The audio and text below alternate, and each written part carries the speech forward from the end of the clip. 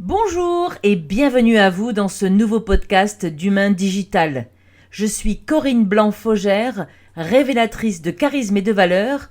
Je suis l'anti-sieste de votre impact.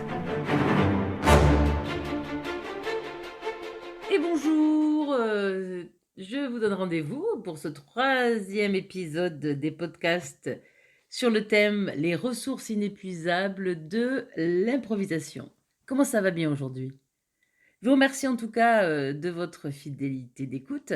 Et si jamais vous n'avez pas écouté les 2 premiers podcasts de cette série, je vous invite vivement à les écouter avant d'écouter celui-là. Sinon, vous n'aurez pas l'essentiel en fait de ce que je veux vous dire et là où je veux vous accompagner. Bien, alors continuons. Et aujourd'hui, je voudrais vous partager quelque chose que je vais appeler « Et pourtant, l'improvisation n'a pas la cote ». Donc, comme les 2 premières fois, en fait, je vous rappelle que je prends support sur la lecture de la clé numéro 10 de mon livre qui s'appelle « Maîtriser l'art de la répartie », qui est sorti aux éditions Le Duc Pratique. Parce que pour annoncer, bien sûr, la reprise des stages d'improvisation que j'organise tous les derniers dimanches du mois et pour vous donner des clés en fait pour être plus à l'aise dans votre communication et pour avoir une meilleure répartie aussi et pour prendre de la hauteur en fait sur tout un tas de choses finalement. Et donc pourquoi je dis l'improvisation n'a pas la cote en fait, c'est parce que depuis de nombreuses années, j'entends régulièrement des personnes me dire qu'elles ne sont pas vraiment douées pour l'improvisation. Qu'elles aient une personnalité introvertie, extravertie, qu'elles soient timides, globalement, les retours sur expérience sont identiques. Et c'est peut-être d'ailleurs ce que vous dites vous aussi en écoutant ce podcast. C'est amusant de voir d'ailleurs comment chacun se fait une représentation mentale, une représentation de ce que peut être l'improvisation, une représentation très, très personnelle de ce genre de choses. Comme si écouter ses peurs finalement rassurait. Alors que ces peurs, on est d'accord, elles ne sont pas toujours très bonnes conseillères. Nos peurs nous freinent bien souvent, nous bloquent bien souvent. Alors on est bien d'accord, mesdames et messieurs, dans certains aspects, les peurs, ça peut être sain, parce que ça peut nous éviter de faire des choses, des erreurs, des bêtises. Mais le plus souvent au quotidien, quand même, si on écoute nos peurs, j'ai envie de vous le partager, ça par expérience, c'est plutôt des choses qui sont limitantes. D'où aussi l'importance pour moi de vous partager, entre le podcast 1 et 2, ce tableau que j'ai établi entre les discours de l'école et les mentalités culturelles françaises et l'état d'esprit que nous invite à avoir des techniques d'improvisation pour toujours nous permettre d'aller de l'avant, nous encourager, et nous permettre d'exister tel que l'on est. On peut l'entendre du verbe être, mais on peut l'entendre aussi du verbe naître. C'est vous qui voyez. Et là, j'ai envie de vous partager spontanément une citation de William Arthur Ward qui disait « C'est impossible, dit la fierté. C'est risqué, dit l'expérience. C'est sans issue, dit la raison. Essayons, murmure le cœur. » Je voudrais maintenant vous partager un témoignage que j'ai eu l'occasion d'avoir dans mes différents accompagnements autour de l'aisance et avec le support des techniques d'improvisation. On va l'appeler Clara, qui avait 41 ans, qui me dit Moi, je suis une vraie bille en matière d'improvisation. Je suis totalement incapable. Rien que le fait de m'imaginer en train d'improviser et que les autres me regardent, ça me bloque complètement. Et puis, je déteste m'exposer. Ce n'est pas du tout mon genre. J'ai trop besoin de savoir ce que je vais dire, de préparer, de maîtriser mon sujet. Je ne crois vraiment pas que je sois faite pour ça.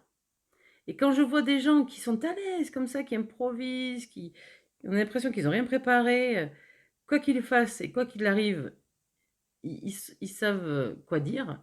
Je suis complètement admirative de ces gens-là. Mais moi, je sais que c'est pas mon truc. Alors, à la lecture de ce témoignage, on constate très clairement que le simple fait de mentaliser, de visualiser, de se projeter en train d'improviser suffit à Claire pour la faire paniquer. Et je pense que c'est pas la seule.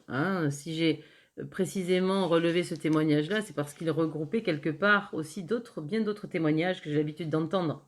Et pourtant, je le disais dans le podcast numéro 1 de cette série sur les ressources inépuisables de l'improvisation, la vie est une longue improvisation.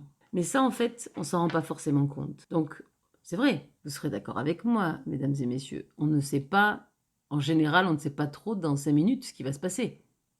Et pourtant, on sait faire face. On ne sait pas dans un quart d'heure, dans 1 heure ce qui va se passer. Et pourtant, on y fait face. Parce qu'on est dans l'action, on est dans la spontanéité, on n'est pas dans la mentalisation, dans les freins, la peur. Parce que c'est là qu'on se rend compte que dès qu'on réfléchit, qu'on se projette, c'est là que on a une espèce de tornade intérieure, de la trouille qui nous saisit et qui nous pétrifie sur place. Vous connaissez ça, vous aussi? Mais c'est pas une fin en soi, hein, mesdames et messieurs, hein. Ce genre de sensation peut être bien atténué, voire remplacé par quelque chose de bien, bien plus stimulant. Oui, ça c'est l'un de mes aspects, l'une des possibilités en tant que coach. C'est ce qu'on appelle du neurotraining. C'est-à-dire qu'on remplace des croyances limitantes, des injonctions qui viennent de très longtemps, par des croyances stimulantes, et hop, c'est parti. Parce que notre cerveau ne fait pas la différence entre ce qui est vrai et ce qu'on imagine. Donc à partir de là, quand on sait un petit peu comment fonctionne notre cerveau, ben on peut vraiment l'utiliser pour aller de l'avant en fait. Et encore une fois, pour être dans une démarche de choix. Même si c'est pas ce qu'on nous dit en France, dans notre culture, ben pourtant, on a le droit, bien sûr qu'on a le droit de vouloir évoluer dans une démarche de choix. Est-ce que c'est votre choix? Je me permets. Et là aussi, je voudrais continuer cette histoire à partir du témoignage de Claire, parce que, voilà, je crois qu'il est important de faire un pas de côté par rapport à notre représentation des choses, par rapport à notre perception des choses, et après, en particulier celle de l'improvisation, parce que c'était pas nécessairement la bonne. Parce que justement, dans une journée, il est rare de savoir ce qu'on va faire exactement dans 10 minutes. De nombreux imprévus peuvent arriver, intervenir. Et donc, ça signifie que nous improvisons en permanence, en fait. Que nous sommes capables, nous sommes aptes à faire face et à nous adapter à notre environnement, quel qu'il soit. Tout au long de la journée, nous nous adaptons à froid, à chaud, au stress, aux humeurs, aux intempéries, aux imprévus, aux urgences, à l'importance des tâches non planifiées, à ce qui est planifié, aux appels téléphoniques, aux mails, aux copains, aux amis, aux amours, aux emmerdes, bref, à beaucoup, beaucoup, beaucoup de choses. Mais c'est de l'improvisation, non? Le matin, quand vous vous levez, vous savez ce que vous allez faire à 18h22? Bon, peut-être l'apéro, certes, mais à part ça. Non, blague à part. Vous me permettrez que je mets un petit peu d'humour dans tout ça parce que oui, pour vous montrer aussi que ça peut être léger et qu'on a aujourd'hui les moyens de sortir de tout ça et que ce soit plus souple en fait dans notre quotidien. Donc, la seule chose qui fait la différence, c'est la prise de conscience. De toute façon, je ne sais pas si vous le savez, mesdames et messieurs, et si c'est OK pour vous, mais de toute façon, la prise de conscience, c'est la clé passe-partout de tout changement, de toute évolution, de toute modification. La prise de conscience est la clé passe-partout. Tant qu'il n'y a pas de prise de conscience, tant qu'il n'y a pas de ressenti comme ça, de prise de conscience, exactement, c'est ça, hein, on ne peut pas le dire autrement, il n'y a pas de changement, il n'y a pas d'évolution. Donc mon but avec toute cette série de podcasts, là précisément, sur les ressources inépuisables de l'improvisation, c'est vraiment de vous aider à faire un pas de côté, à prendre conscience et... Ouais, je me répète, mais tant pis. Être dans cette démarche de choix. J'ai envie de ponctuer, hein, vous avez compris, ces échanges, comme je l'ai fait dans mon livre, hein, par des citations, pour aussi respirer un petit peu, donner à la fois du grain à moudre à notre cerveau droit, à notre cerveau gauche, et à tout ce qui fait que nous sommes capables d'entendement d'action et de prise de décision. Il y a un dicton bouddhiste qui nous dit « Selon comme nous la regardons, l'ombre d'un caillou peut ressembler à une montagne inaccessible. » Je répète, selon comme nous la regardons, l'ombre d'un caillou peut ressembler à une montagne inaccessible. Je vous laisse infuser ça. Ce qui peut même mettre pause hein, pour laisser infuser un peu plus. Et de toute façon, ça infusera bien après que vous ayez écouté le podcast, que vous le conscientisez ou pas, ou que vous le vouliez ou non. Ça infuse, ça infuse. Ce qui est intéressant aussi, c'est la sensation de vide que peut apporter l'improvisation et qui est souvent le premier frein. Pour l'avoir moi-même ressenti et vécu à plusieurs reprises lors de mes débuts d'improvisatrice, de comédienne, je comprends que ça peut être un frein, cette sensation de vide qu'on peut avoir quand on ne sait pas quoi dire en fait. Mais que ce soit sur scène ou ailleurs, hein, parce que ça arrive tous les jours à tout le monde, face à une punchline, face à une percute verbale, face à des remarques un peu déplacées, à de l'humour un peu lourdeau, face à celui qui veut faire le malin, ou bref, à celle qui se veut bienveillante. Tout un tas de raisons qui font que, parfois, on a une sensation de vide intérieur, comme si le sol se dérobait sous nos pieds, parce qu'on ne sait pas quoi dire. Vous avez vécu ça aussi? Mais là, justement, ce que j'ai commencé à vous transmettre et à vous partager depuis le podcast numéro 1 de ces ressources inépuisables de l'improvisation devrait vous aider justement à déjà faire un pas de côté par rapport à cette sensation de vide. Et même les autres podcasts que j'ai partagés jusque-là, hein, et ceux que je vais vous donner pour finir la lecture de ce chapitre, vous aideront aussi. Donc, en fait, cette sensation de vide qui engendre la peur, en fait, et la peur d'éprouver de la peur, parce que des fois, notre cerveau d'humain est complexe, lorsque nous improvisons. Et en fait, si finalement on réalisait que nous sommes dans une société qui sollicite beaucoup, beaucoup plus notre cerveau droit, pardon, notre cerveau gauche, excusez-moi, qui est le cerveau de la raison, plutôt que celui, le droit, notre cerveau de ressenti, des émotions. Je récapitule, parce que je ne sais pas si j'étais claire.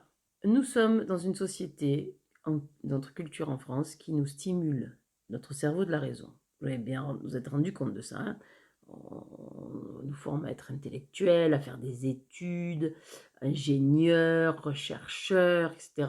C'est merveilleux, attention, hein, évidemment. Hein. Moi, je suis pour la diversité et c'est formidable. Le seul truc, c'est que on a deux aspects dans notre cerveau. On a cette raison, mais on a aussi l'aspect de l'émotionnel, du ressenti, qu'en France, on n'exploite pas du tout. Même on inhibe.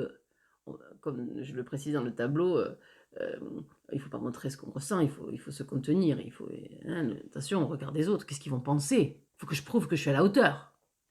Voilà, c'est ces phrases terribles, en fait, qui font que bien souvent, à un moment donné, l'être humain dérape, il se casse la gueule, parce qu'il n'est pas, il est pas aligné, quoi. Donc l'idée, c'est de développer, bien sûr, notre cerveau de la raison, évidemment, c'est indispensable, on est bien d'accord.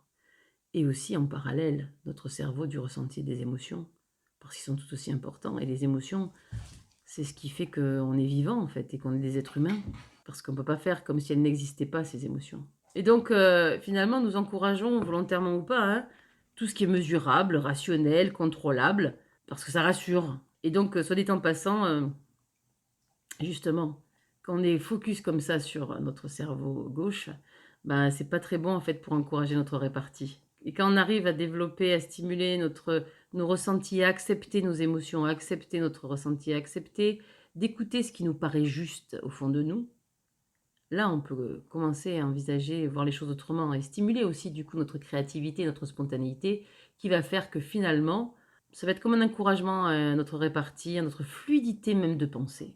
Vous testez? Allez là, hop, tout de suite, j'ai envie de vous partager une citation de Mary-Lou Cook qui dit « La créativité, c'est inventer, expérimenter, grandir, prendre des risques, entre guillemets, briser les règles, faire des erreurs et s'amuser. » On laisse infuser? Et on se retrouve la semaine prochaine avec la partie numéro 4 de ces podcasts sur les ressources inépuisables de l'improvisation. Merci beaucoup de votre attention et j'aime vous partager des podcasts pour être avec vous de façon encore plus directe. Merci beaucoup et à très bientôt. Au revoir.